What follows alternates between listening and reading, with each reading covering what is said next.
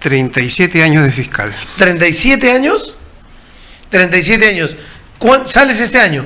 Enero del 2025. ¿Por qué? La Junta Nacional de Justicia decidió no ratificarme y yo tomé la decisión de presentar un escrito para que confirmen esa resolución. Es decir, yo no impugné esa resolución de no ratificación. ¿Podías? Sí, podía. Definitivamente ya en un proceso anterior se pretendió mi destitución y yo impugné y no fui destituido. ¿Ya? Ese fue mi objetivo, salir del Ministerio Público no destituido. Si ahora en la ratificación han considerado ese hecho, yo voluntariamente presenté un escrito, ¿no?, indicando de que deseo que se confirme esa resolución de la Junta y desde enero yo me encuentro fuera del Ministerio Público por una decisión personal y no seguir litigando en alguna institución que definitivamente he amado mucho, me ha gustado ser fiscal toda la vida, pero que resulta ser ingrata, ¿no? ¿Por qué?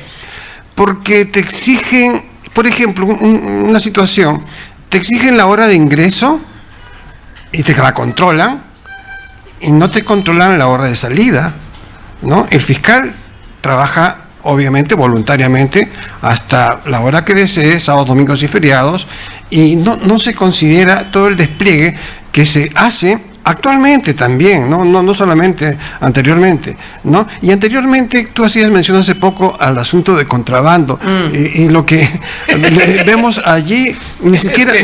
Este fiscal va a cerrar el caso ahí ahorita.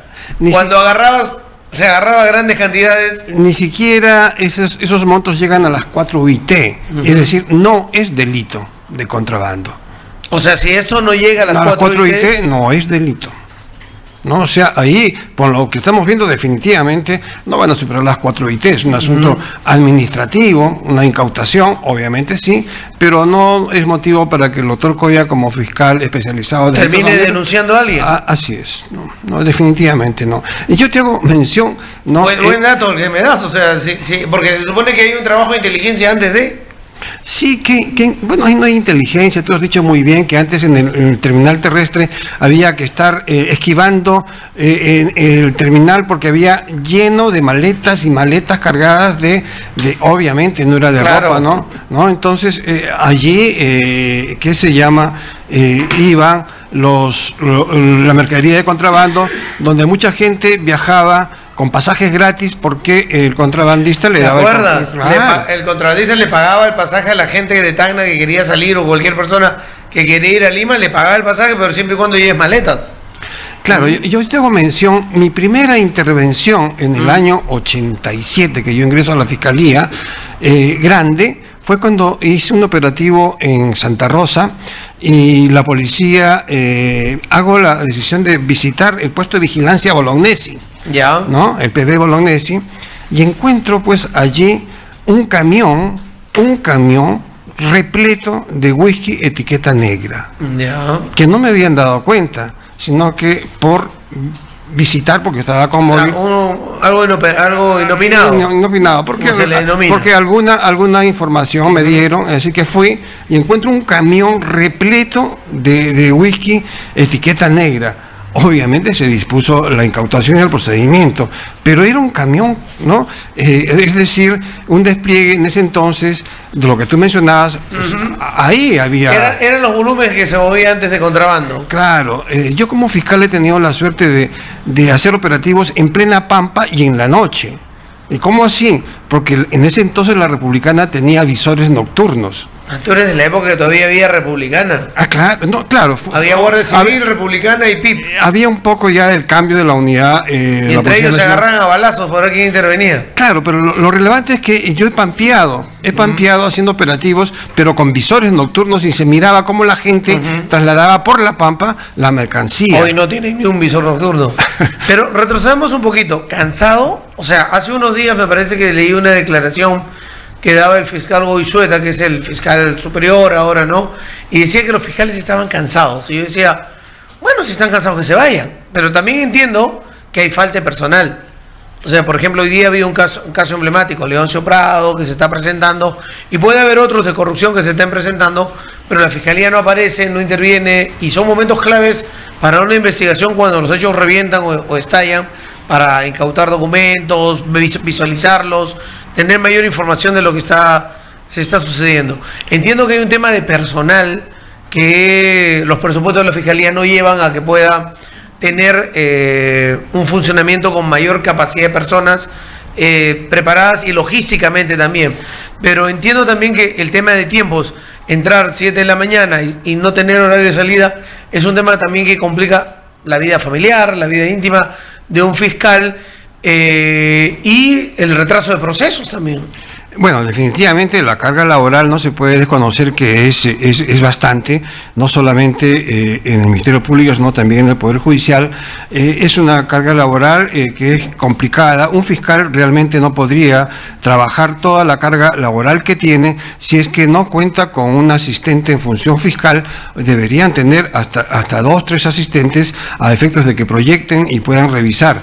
Eso no sucede y bueno, Tacna a nivel nacional nunca ha interesado a la central en todo aspecto, en todo aspecto. Por ejemplo, ahora he tomado conocimiento el día de ayer de que se van a crear las fiscalías de flagrancia, ¿no?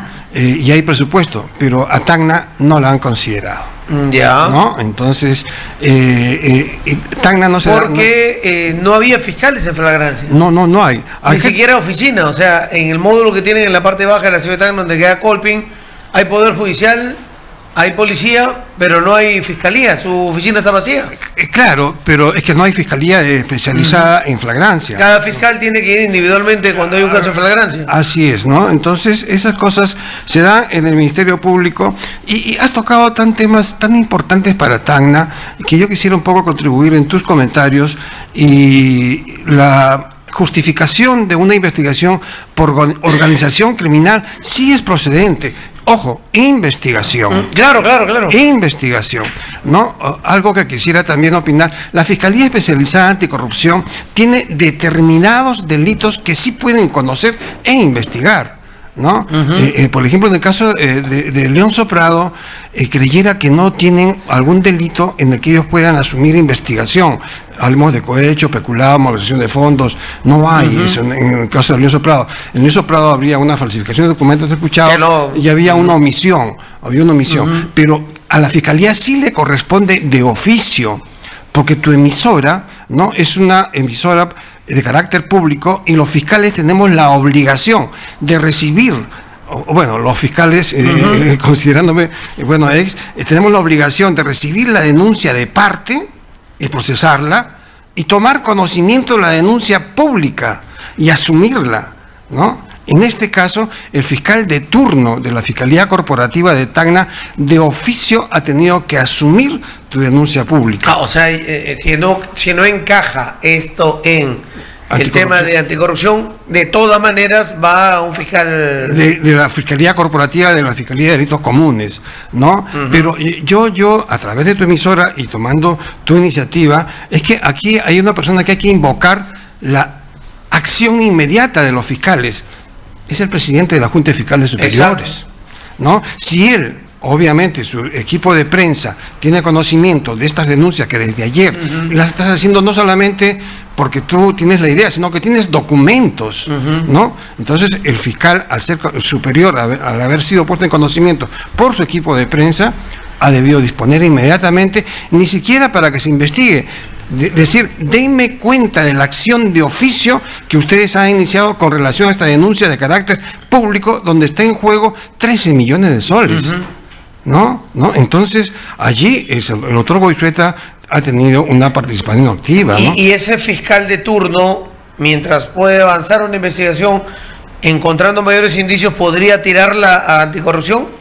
¿Dependiendo de lo que encuentre? Dependiendo de lo que encuentre, porque no es competente para hacer una investigación de peculado, malversación, enriquecimiento indebido, no es competente, entonces tiene que derivar. Pero el Ministerio Público no tiene que asumir de oficio esta denuncia de carácter público que no solo la has comentado, sino que la tienes documentada, ¿no? Y es grave esto. O sea, ¿no? Y ver a los vecinos saliendo a declarar, al dirigente saliendo a protestar, a los regidores haciendo fiscalización, a la procuradora pidiendo información, hoy revelando documentación falsa y los depósitos que han recibido y todo lo que se ha dado ahí, debería llevar a un decantamiento desde luego. Fácil de la Fiscalía. Desde luego. Es una obligación. Acá hasta hay una omisión de funciones, que hasta control interno podría actuar.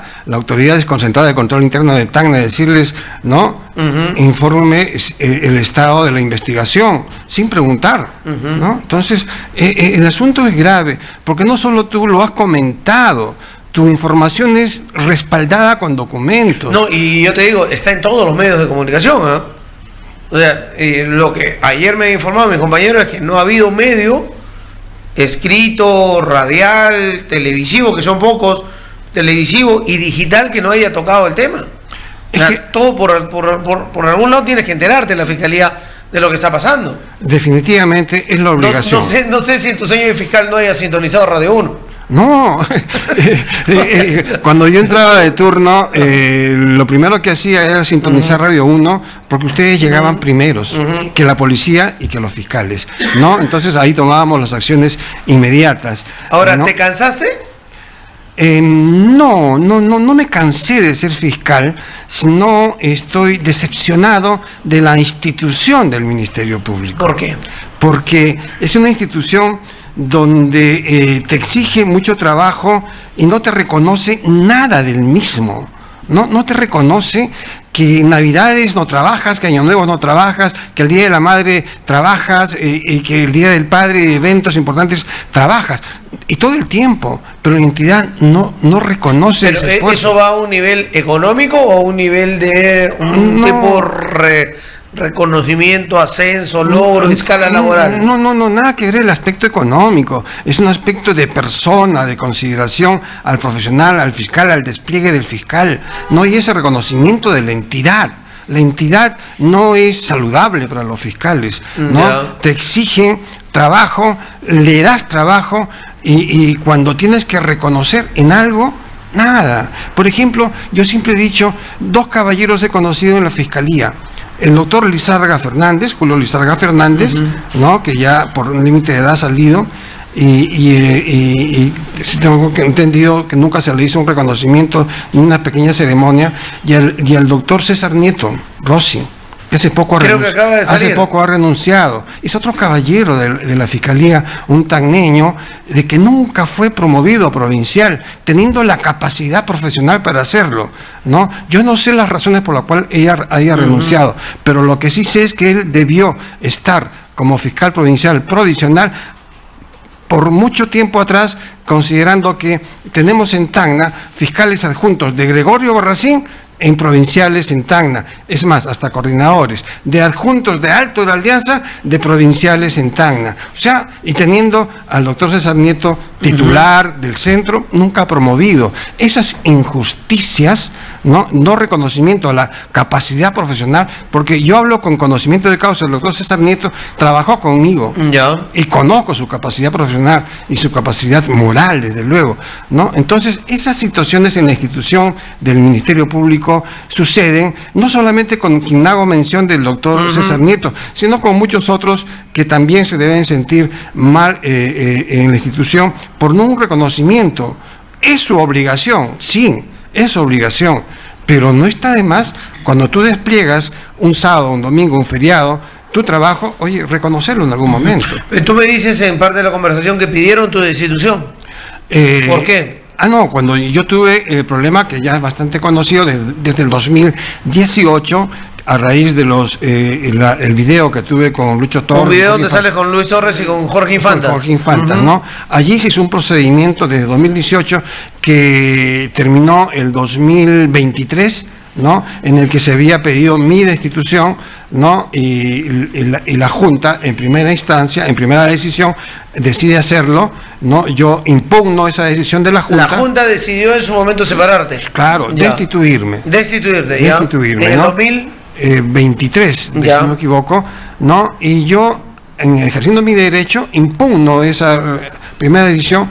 Ellos reevalúan el caso y deciden no separarme, no destituirme, ¿no? Y yo regreso a la Fiscalía, ¿no? Ya. ¿Y ese proceso se cierra? Se cierra, totalmente cerrado, ¿no? Y luego yo entro, porque me correspondía un proceso de ratificación. Ya. En el proceso de ratificación, Es donde no te ratifican. no me ratifica justamente porque han tenido estos antecedentes. Ya.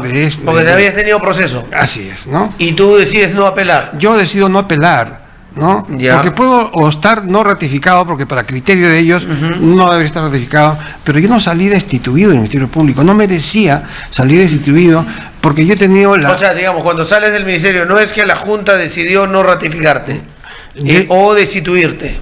Destituirme no. Ya. No ratificarte no te ratificó, pero tú tenías opción de apelar De y no apelar. apelaste. No apelé. Decidí no apelar y presenté por escrito. ¿No? Tengo por escrito el mismo día que al día me notifican como en la tarde, y al día siguiente yo presento mi escrito indicando de que pido que se confirme esa resolución. Pero la gente se preguntaría, ¿qué hacías tú sentado con Torres y con Infantas? Mira, en mi época yo ayudaba y absolvía muchas consultas de mucha gente, y recuerdo, no a precisión, que me encontré con el doctor Infantas, hablamos, ¿no? De él, me comentó de Lucho Torres, ¿no? Y me dice, ¿y por qué no lo visitas para conversar? Bueno, pues, ¿no? Entonces, y son Jorge Infantas el que me dice tal día, tal hora, y él va a mi casa a recogerme, pero por ningún tema en específico, simplemente una cuestión de conversar. Pero eso se puede hacer. O sea, un fiscal puede ir a reunirse con una autoridad.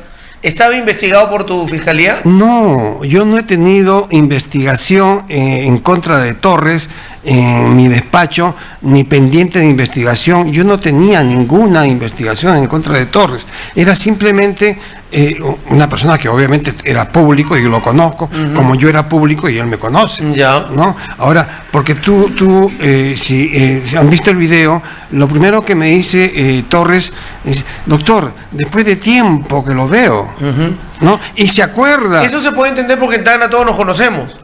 Pero la reunión, la cita, ¿no fue un error? O sea, éticamente era válido reunirse con una autoridad. Entiendo, me dices, no está investigado. No lo tengo yo. Lo tendría seguramente otra fiscalía. ¿Pero era válido? En decir, no era prudente, no era conveniente. Ya. El fiscal, así tenga o no tenga una investigación, tiene que tener los cuidados, ¿no?, correspondientes. Ojo, Torres no era autoridad. Torres no era alcalde. Ya. O sea, era un ciudadano de a pie, ¿no? Pero así sea un ciudadano de a pie, era un hombre político, público, ¿no? Ciudadano de a pie porque no tenía investigaciones contigo. Porque no era autoridad. Ya. Porque no tenía No, pero puede investigación. ser que haya tenido, era autoridad, tenga investigaciones contigo, y haya dejado un periodo, porque más o menos esas las gestiones de Torres, deja un periodo, y en ese periodo lo tienes investigado, pero no está como autoridad.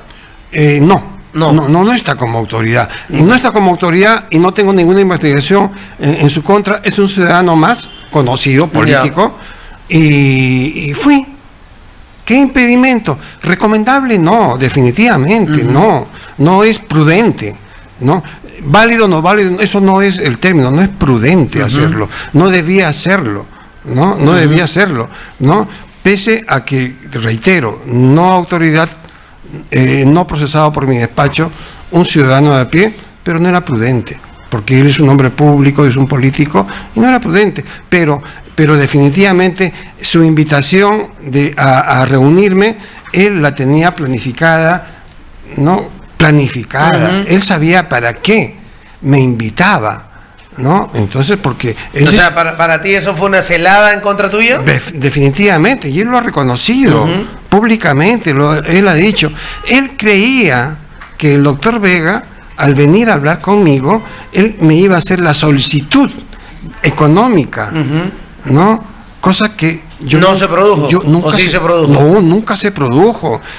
¿Qué prueba? El video habla por sí solo. Yo en ningún momento hablo de ningún tema en el que estoy solicitando, ofreciendo ayudar. No hablo de una solicitud, y mucho menos yo expreso la palabra $100,000.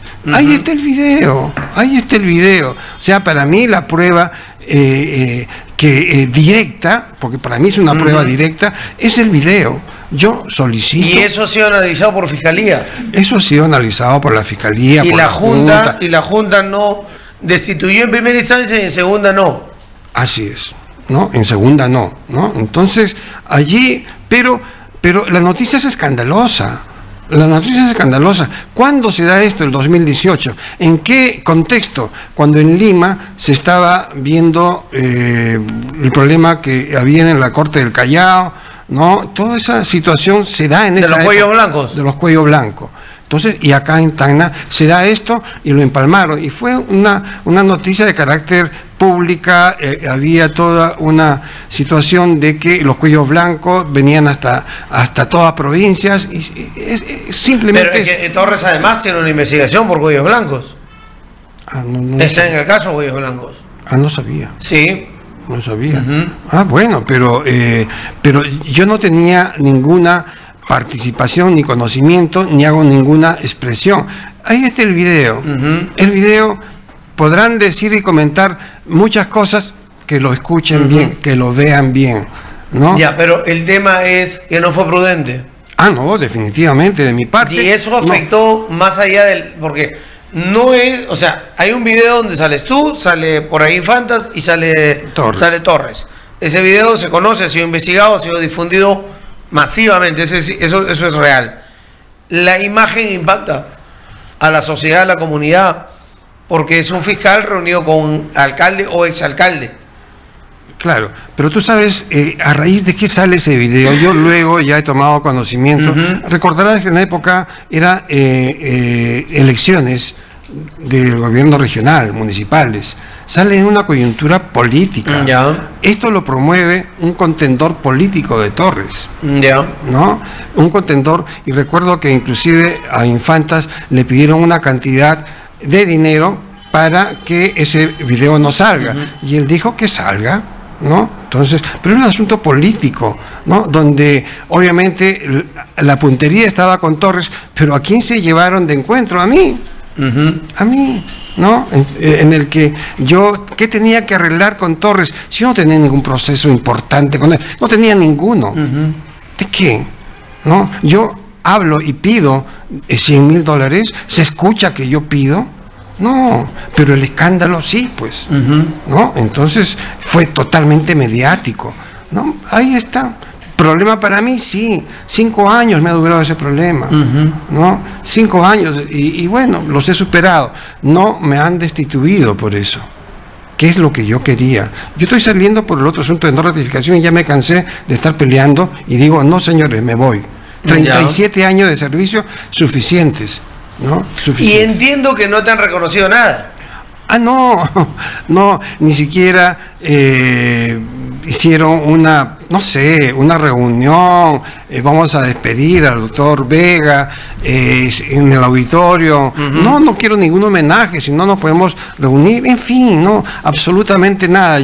Sale mi no ratificación, yo decido no impugnarla y presento un documento, es más, un WhatsApp al presidente del otro Goizueta de que he decidido no impugnar la resolución de la Junta y que me autorice a entregar el cargo. ¿No? Y él saca la resolución inmediata y yo entrego el cargo. Ahora, en esos 37 años, ¿qué casos has llevado para que la gente recuerde? Yo me acuerdo uno que a mí me impactó, que es reciente, es el caso de una joven que según ella halla el cuerpo de su madre cerca de la unidad Bolognesi en el interior de la vivienda mientras ella dormía, y presentan el caso como que 2 sujetos habían escalado la pared, habían robado la vivienda y luego de eso la fiscal encamina el caso a robo con asesinato. Pero a la media hora llegas tú a la escena del crimen y empiezas a averiguar, había llegado el enamorado, recuerdo yo, inmediatamente cambias todo y dices, no va por el móvil por acá, el móvil va por la relación de la chica que habría abierto la puerta al enamorado y habría producido la muerte de la mamá, que era una profesora de la unidad Bolognesi. Y la chica hoy está en la cárcel. El chico no sé si ya cumplió 18 y salió en libertad. Pero a mí me impactó porque con lo que yo tenía en la cabeza, me ha dejado en la cabeza es la experiencia que te da el tema de incluso entrar a una escena del crimen y poder rápidamente sacar una conclusión. Mientras tu adjunta decide una cosa, llegas tú y tú inmediatamente, que en 20 minutos te das más o menos un panorama de lo que ha pasado. Sí, Fernando, gracias por hacer recuerdo a ese evento. Bueno, definitivamente la experiencia, ese fue mi último caso, digamos, importante en cuanto a homicidios. Yo he tenido varios casos de homicidios. Este ha sido el último. Para decirte un poco de narración, creo que fue de carácter público también el caso de un hijo de un alcalde, El exalcalde de Moquegua. Así es, ¿no? Un hijo en el que también, ¿no? Creo que se llamaba Cranwell. Que se encontró muerta la mujer cerca de Vila, ¿no? Totalmente calcinada. Ese también es en la cárcel. También, y estuvo muy enojado conmigo. Y Coaila, si no me equivoco. Así es, ¿no? Entonces, a él, por ejemplo, se lo vincula en el lugar, en la escena del crimen, cuando yo me comunico con Telefónica Lima, y Lima, en esa época, me manda un perito para demostrar de que las llamadas telefónicas eran en el lugar. Y este perito, que en juicio lo presento, explica de una manera muy didáctica que ese celular se llamó de esa zona, y lo demuestra, ¿no? Lo demuestra. Y tenemos también eso, es muy importante. La mujer fue hallada muerta en Vilavila. En Vilavila. Ya. Pero este señor decía que no estaba en Vilavila. No estaba en Vilavila. Y pero su celular apareció en la celda. Cometió un error de llamar de ahí. Ya. Y lo vinculamos a él. Y después él va en un taxi y se encuentran las huellas. Se toman fotos de las huellas y se hace la pericia del neumático. Ya. Y fue la misma. Entonces lo vinculo con el celular en la escena de crimen, y las huellas del taxi, ¿no? Las vinculo con una pericia, ¿no? de los neumáticos. O sea, ya ahí, y él siempre ha pasado negado. ¿Está sentenciado? ¿Cuántos años lo sentenciaron? No recuerdo, deben ser 20 años o más, ¿no? Por este asesinato, ¿no? Ese es un hecho. Ahora, ¿también llevaste viuda negra? También llevé los dos casos de viuda negra. Dos casos, uno en el hotel aquí en Bolívar y el otro de la calle Erika.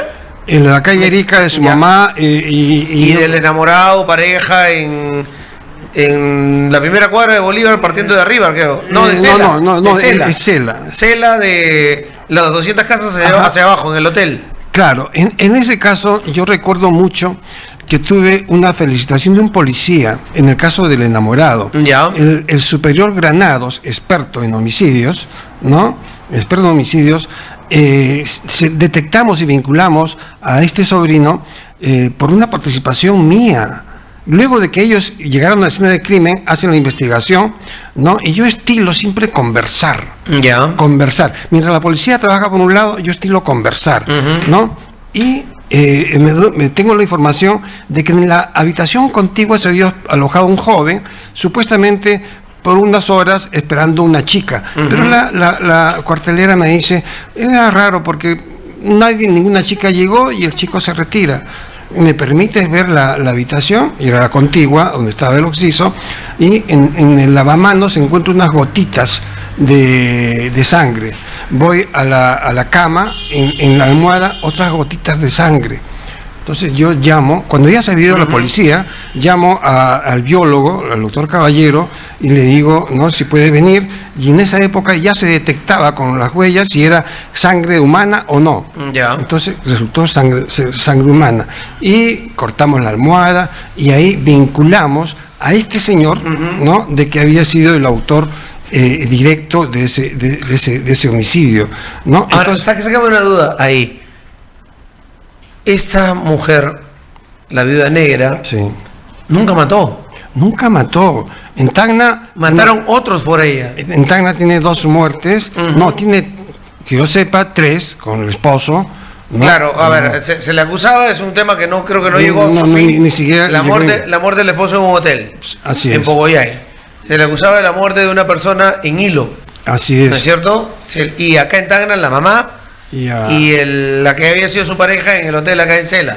Sí. Pero ella nunca ejecutó los crímenes. Nunca ejecutó los crímenes, pero los manipuló totalmente. Este muchacho, su sobrino, ejecutó por ella porque él estaba pues sumamente enamorado. Pero cuando yo lo visito en el penal, para efectos de una declaración, ¿no? Y luego me voy al penal de mujeres y hablo para hablar con la ya encarcelada, Dionis, si no me equivoco, ¿no? Converso con las... alto, ojo, también se hablaba que en la selva había querido tener un asesinato. También. Entonces, cuando yo estoy allí, en el penal de mujeres, una de las encargadas del INPE me dice, doctora, acá la señora está haciendo una visita íntima. Y le digo, ¿de quién? Es su abogado.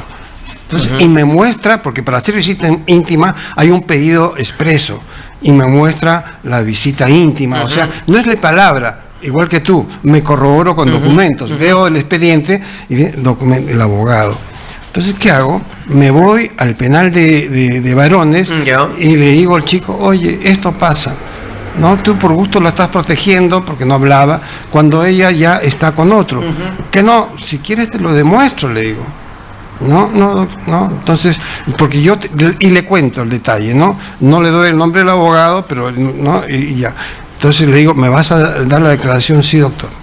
Al día siguiente voy con mi asistente a tomarle la declaración y me cuenta todo a detalle, y lo que inclusive había pasado con un crimen frustrado de su señor padre en la selva, donde iba a... Es ahí donde él declara. Él declara, a raíz de que se entera de lo otro, él declara y narra un montón de cosas que yo no sabía de esa situación de la selva, ¿no? Y declara, ¿no? Entonces ahí se vincula a este señor, porque lo importante en todo hecho delictivo tiene que probarlo, no es especularlo, no es hablarlo. La gente puede hablar mucho, pero hay que probarlo. Y disculpa, ¿no has pensado escribir sobre eso? Porque yo hace un tiempo, y si Raimundo que me está escuchando me ayuda, porque Raimundo me regaló un libro y yo lo estuve leyendo, de un juez que también ha escrito sobre 3 o 4 casos penales que él ha llevado acá en la ciudad de Tacna, el señor Pepe Alvarado.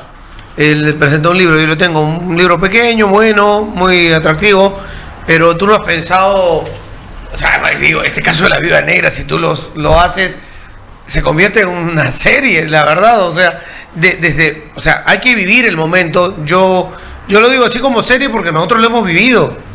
En la radio ese caso lo hemos seguido a palmo. Yo he estado en contacto con los familiares de la selva en su momento, he estado en contacto con los familiares del chico asesinado en el hotel de la calle Cela. La viuda negra ha estado sentada acá en la radio, acá era joven, sentada acá en los estudios de la radio, y la ha entrevistado, si no me equivoco, Guillermo Conicia. Guillermo Conicia la entrevistó, Soledad me está confirmando.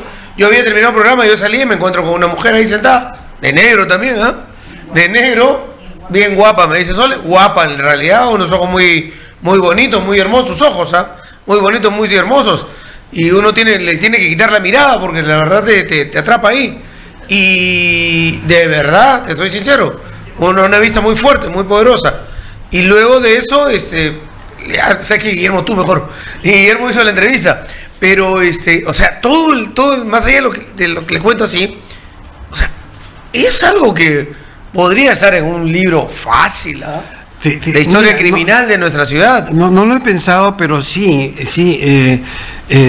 voy a considerar tu Dionis Seija, sí, me han hecho acuerdo, sí.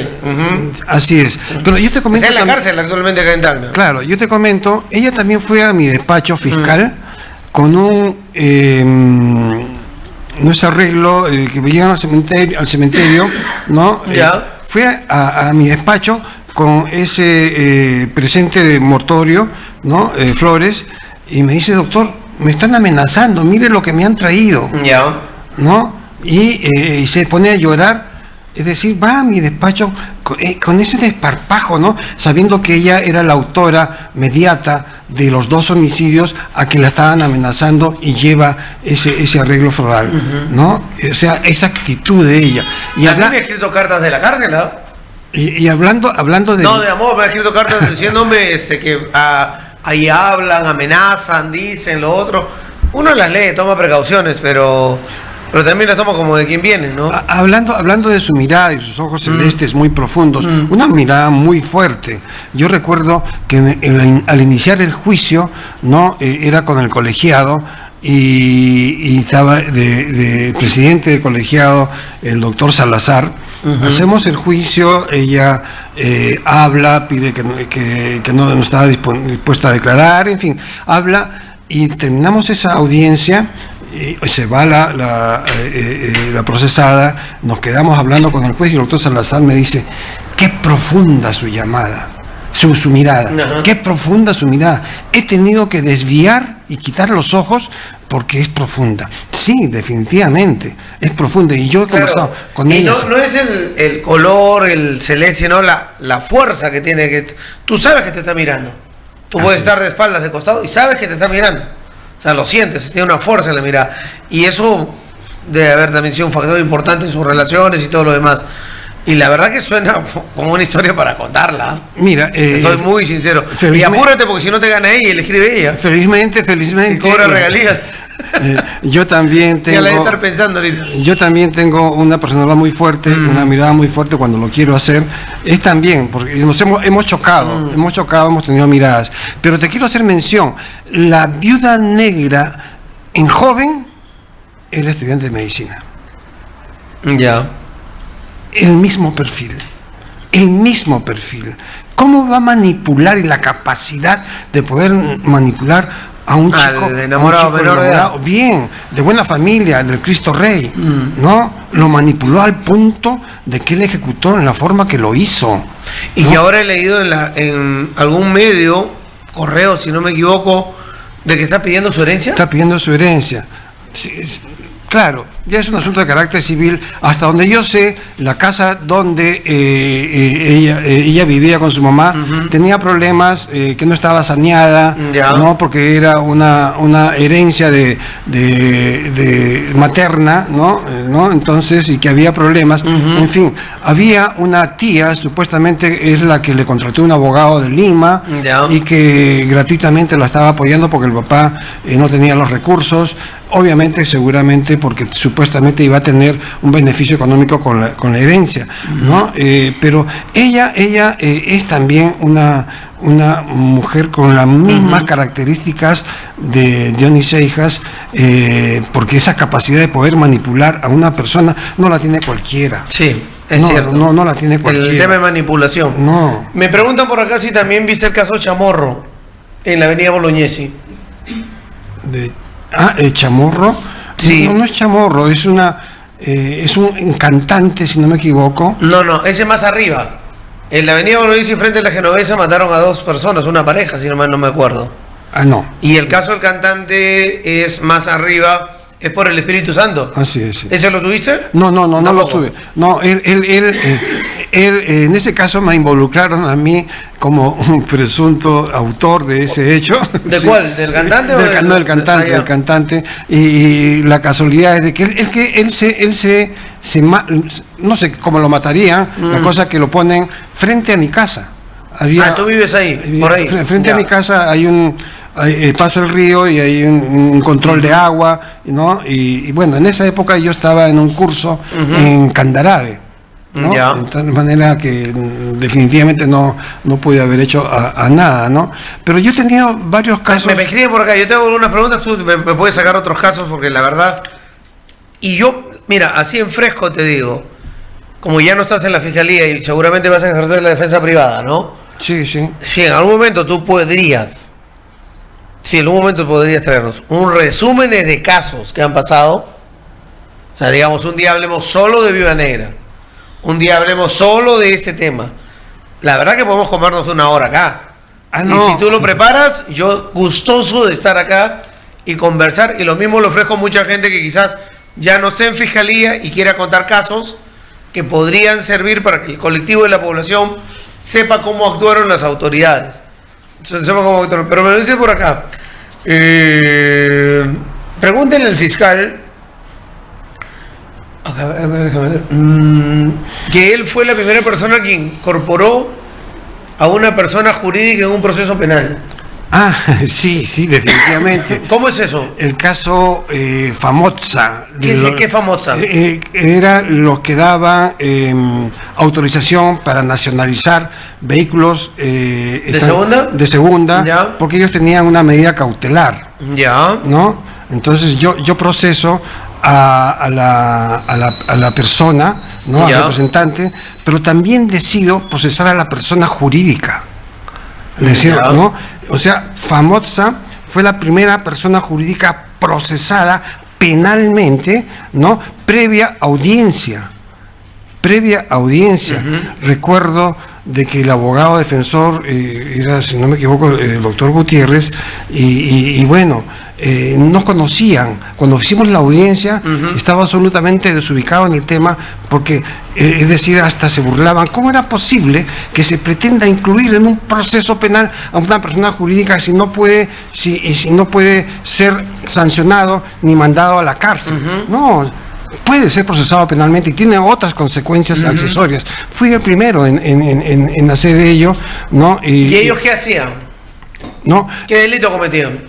Ellos tenían el uso de esta medida cautelar para cobrar cantidades de dinero en esa época por cada autorización. Creo que eran $500, $600, y que yo en ese proceso logré... esas cautelares que conseguían diciendo, yo ya compré mi auto en Japón o lo tengo en embarque, y había firmado contratos antes de que salga la ley que anulaba el ingreso de los de segundo uso, y se consiguieron cautelares para que esos autos entren, y así metieron miles. Y yo logré, es más, tenían una autorización del MTC. Ya. Yo me fui tan fuerte que yo he tenido que hablar con el viceministro de Transportes para que le corten esa autorización, ¿no? Y tuve que sustentar, insistir muchísimo. No recuerdo quién era el presidente, utilizando la influencia del presidente de la Junta de Fiscales para ese caso, y Famotza fue perjudicado porque ellos, ¿qué te digo? Pues diario tenían fácil $5,000 diarios. O sea, y yo lo suspendí, ¿no? Entonces, son acciones que yo he ejercido porque nunca he tenido miedo ni temor a actuar como fiscal, nunca. No, nunca. Yo he sido el fiscal que ha hecho respetar a los fiscales frente inclusive a los jueces, frente a los jueces, ¿no? Por ejemplo, cuando el nuevo Código Procesal Penal, cuando se empezaba un juicio, los jueces decían, señor fiscal, notifique a las partes para empezar el juicio. Cuando algunos colegas, no algunos, todos, cumplían, señor juez, voy a notificar, y le daban cuenta. Con esa obligación es clara que le corresponde al juez, ¿no? Y yo era el único fiscal que esas notificaciones las desechaba y no cumplía, y el juez se veía obligado a notificar a las partes porque le correspondía. En la prisión preventiva, yo era el único fiscal que pedía la prisión preventiva con una hoja, y se hacían las audiencias. Me cuestionaban los jueces y se hacían las audiencias, y yo he trabajado así hasta que sale la casación de Moquegua, donde te obligaban, y era vinculante. A todos los presupuestos que tenían que colocarse. Claro, eran los tres y generan un cuarto presupuesto. Entonces, frente a eso, los arraigos, todo lo que viene. Frente a eso yo me veo obligado también en sustentar, ¿no? Porque si es vinculante para el juez, no es que no le podía hacer, ¿no? Entonces, y luego yo digo, se convierte las audiencias en la verbalización de lo escrito. La característica del sistema acusatorio es la oralidad. Entonces dijeron, no, la oralidad, estás afectando el derecho de defensa porque tú estás pidiendo la prisión preventiva con una hojita y entonces explicando nada más. Sí, pero yo la voy a sustentar en la audiencia y tiene el derecho de defensa en la otra parte para refutar cada uno. Es más, le he facilitado copia de todos los actuados a la defensa para que sepa qué tiene el informe policial, ¿no? Entonces, pero luego obligan a escribir todo. Entonces, ¿qué es el fiscal? ¿No? Lee, o sea, la característica de oralidad se perdió en la verbalización. ¿Por qué sucede eso? Porque muchas veces lo hemos visto y hemos criticado esto cuando hemos transferido algunas algunas audiencias, ¿por qué los fiscales se ponen a leer en vez de oralizar y tener como respaldo documentación? Porque para mí el caso más claro fue en el momento de Nayib Lazo con el tema de Lucho Torres, cuando logra la prisión preventiva y el juez le dice, no importa, yo voy a ordenar todo. Y luego la sala lo deja en libertad a todos por las falencias que había habido en la audiencia. Pero muestra un desconocimiento del titular, de la cabeza del área fiscal, y hace una oralización y empieza a leer todo el documento que le manda al juez. Por eso que la denomino la verbalización de lo escrito. Eso no es, la característica es la oralidad. Hay una no preparación, hay un desconocimiento, no hay la capacidad de... No conoce el caso. El que conoce el caso no tiene la necesidad de leer, porque es su caso, ¿no? ¿Qué es lo que sucede cuando te exigen escribir un montón? Tú le dices, señora asistente, prepárame a la prisión preventiva.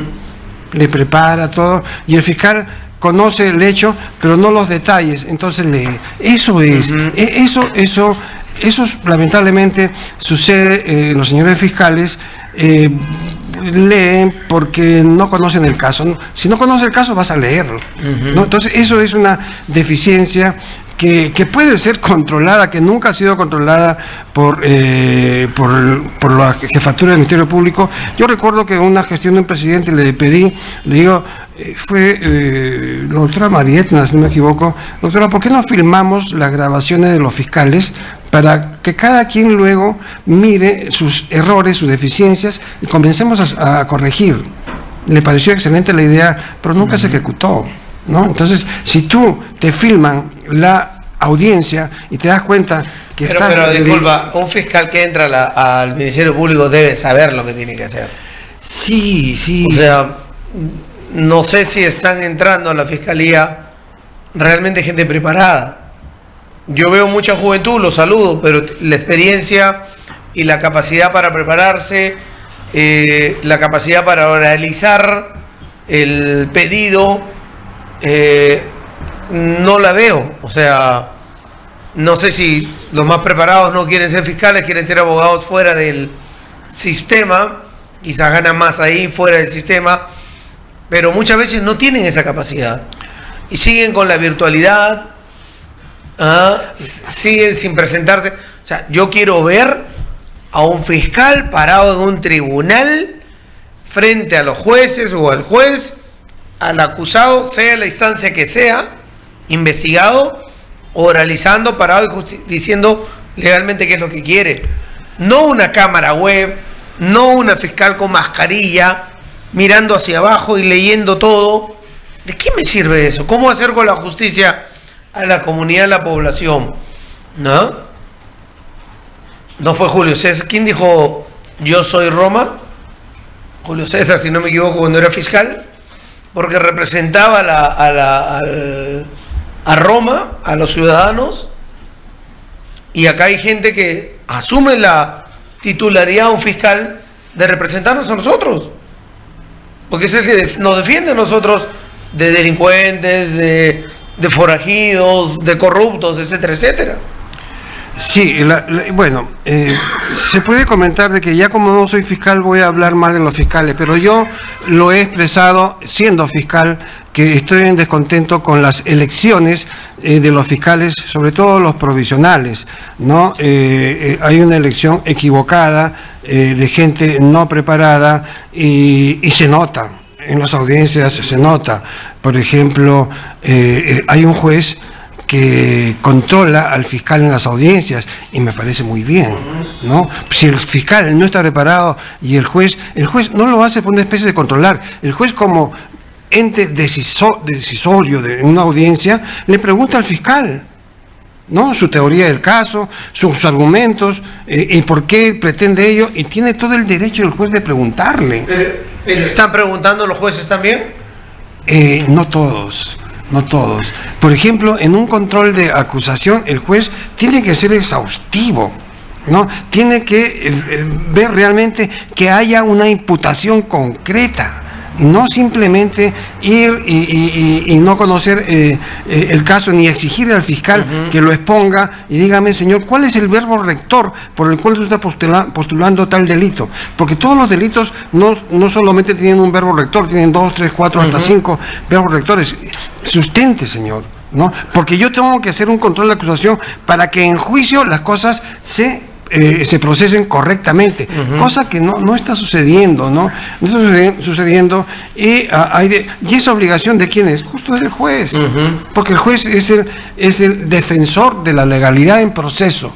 Pese a que el Ministerio Público se dice por refrán, por conocimiento, es el defensor de la legalidad, pero en proceso, quien es el defensor de la legalidad es el juez. Por eso que en Chile se llama el juez de garantías. Y acá los jueces también son, si bien tienen la denominación de investigación preparatoria, son jueces de garantías, ¿no? Entonces que ellos tienen que ver que la ley se aplique correctamente.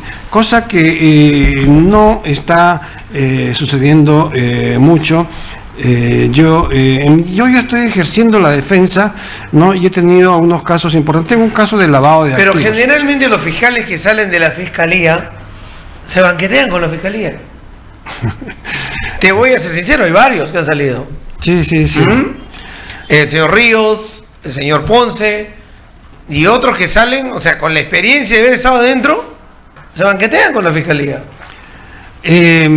Sí, bueno, quizás porque hay conocimiento cómo actúa el fiscal, ¿no? Hay el conocimiento cómo también actúa el juez, y tiene una mayor conocimiento y posibilidad de ir a las debilidades, ¿no? Porque una audiencia es un encuentro, no digamos una guerra, es un versus en el que tú tienes que ver qué fortalezas tiene y qué debilidades tiene, y qué se llama las debilidades, ir por ese lado y bajar las fortalezas, ¿no? Entonces eso conoce el fiscal, y definitivamente estamos en un poco de ventaja, ¿no? Porque tú estuviste adentro, conoces las falencias y ahora estás afuera y puedes defender mejor a tus clientes, ¿no? Bien, bueno, te agradezco y te tiendo la invitación para, si es que podemos tocar casos específicos, para mí sería muy bueno en realidad conocer algunos casos que hemos desarrollado. Hay personas que nos están preguntando por los casos justamente que hemos hablado, que son los de mayor resonancia que han tenido acá en la ciudad, y hay personas también que bueno, piden datos tuyos. Eso ya seguramente lo podrán conseguir en redes, porque ya estás ejerciendo la defensa. Sí, justo Fernando, te quiero dejar 3 tarjetas ya que están firmadas por mí para que tú, que se llama Radio Escucha, puedan venir y, mira, ¿no? ¿Nunca había una consulta jurídica gratuita? Un asesoramiento gratuito, ojo, porque está bueno esto. Porque yo a mis clientes no les voy a decir lo que quieren escuchar. Yo les voy a decir mi opinión legal, mi asesoramiento, ¿no? Casos, personas que están y que ya están en mi despacho, no, porque la persona va y doctor, tengo este problema, pero esto quiero, tú le dices lo que él quiere. No, yo voy a ser un asesor legal. Y esas personas que tengan las tarjetas que te estoy dando, puede ser un caso nuevo o un caso en trámite. Un caso en trámite en el que yo pueda asesorarlos, ¿no? Debidamente, para que ellos tomen la decisión, ¿no? Entonces, Carla que me había escrito hace un rato pidiendo su dirección. Carla, no voy a dar tu apellido, solamente estoy apuntando tu nombre en la tarjeta. En la tarjeta está la dirección. Bolognesi, ¿es tu casa? Sí, ahí está mi oficina.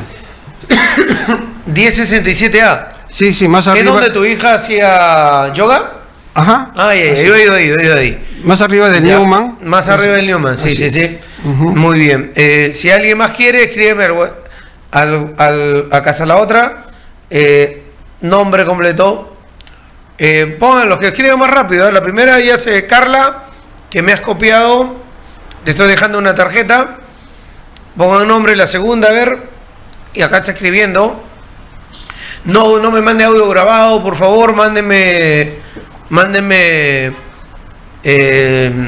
solamente su nombre. Ya, Sofía, la segunda. Sofía. Me parece excelente esta metodología, me ha sorprendido, José Luis.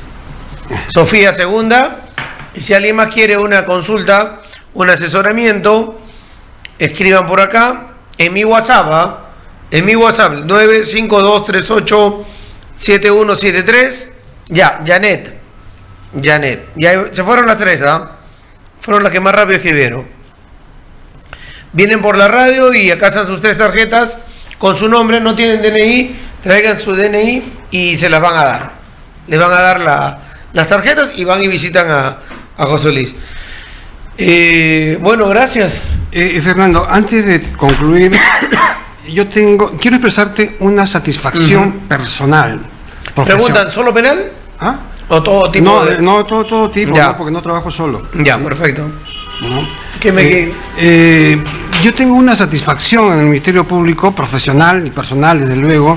He tenido la ocasión de preparar a muchos cesigristas que han llegado a mi despacho, ya, ¿no? Y practicantes, en el cual yo nunca he permitido que el practicante o cesigrista, sobre todo, se dedique a la labor administrativa, porque el profesional del derecho estudiando va a la fiscalía a aprender, y yo enseño.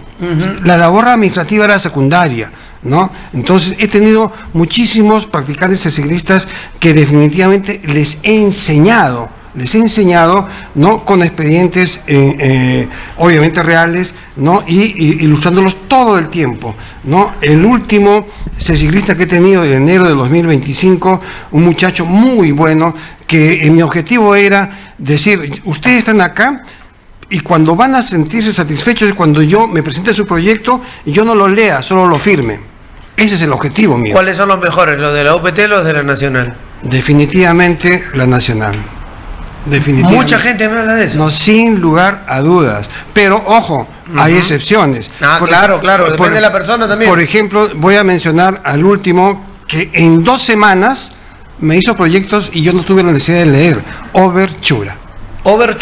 Así se llama. Sí, ese ciclista actual del segundo despacho de investigación, pero me bastaron 2 semanas porque le dije, tengo un casito complicado, te lo doy ya, doctor, ¿puedo escanearlo para llevarlo a mi casa? Sí. Mira, trajo el lunes un proyecto de 0 a 10, 9. Wow. ¿No? Muy bueno. Entonces yo me menciono a esa persona. Y finalmente, Fernando, esta entrevista para mí es el homenaje que yo no recibí luego de mis 37 años. Yo ingresé al Ministerio Público en el año 87, ¿no? Y al mes fui designado para hacer un curso en Lima. Quien fue encargado de recibir a los fiscales en Lima fue el doctor Fernández Hernani, padre de un fiscal, de un abogado, ¿no? Y él me dice, doctor, un momentito, yo un poco jovencito, 26 años, algo pasó. Me dice, a usted lo quería conocer. Sí, doctor, usted es el fiscal más joven del Perú. Y me da la mano. 26 años, titular, ¿no? Entonces, bueno, estoy saliendo con 37 años. Ahora el fiscal más antiguo de la fiscalía que ha quedado actualmente es el doctor Goizueta. Hasta enero era yo el más antiguo. ¿No? Ahora es el doctor Goizueta. Y discúlpeme, hasta enero eres el más antiguo y nunca fuiste de los 3 de arriba.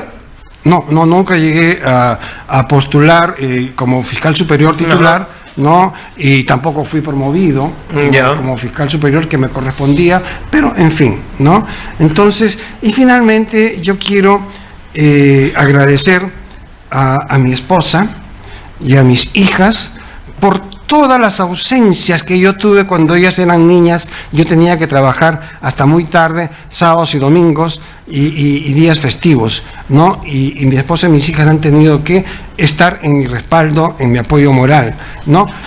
Yo quiero expresar ese agradecimiento a ellas y también hago extensivo a todas las esposas e hijos de todos los fiscales hasta la actualidad, que se ven abandonados por sus esposos por el trabajo fiscal, hasta la actualidad. Sí, yo he conversado con algunos fiscales e incluso señoras que son fiscales y dejan a sus hijos, a su familia, no pueden estar a la hora de almuerzo con ellos cuando llegan del colegio, o almorzar con ellos, o hacer la tarea con ellos, y llegan muy de tarde.